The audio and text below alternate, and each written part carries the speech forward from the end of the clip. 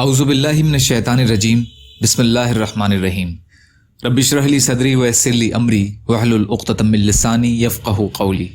مسلمانوں کو تکلیف پہنچانے کے بارے میں اللہ کے نبی صلی اللہ علیہ وسلم کی حدیث ہے۔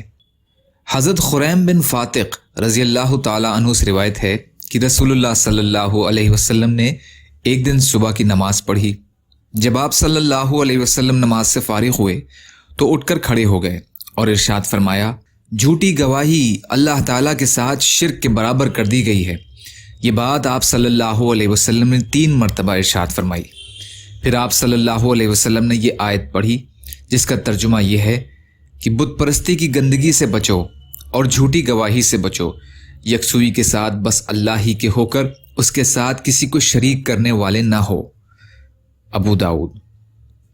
فائدہ: مطلب یہ ہے کہ جھوٹی گواہی شرک اور بت پرستی کی طرح ایک گندا گناہ ہے اور ایمان والوں کو اس سے ایسے ہی پرہیز کرنا چاہیے جیسا کہ وہ شرک اور بت پرستی سے پرہیز کیا کرتے ہیں۔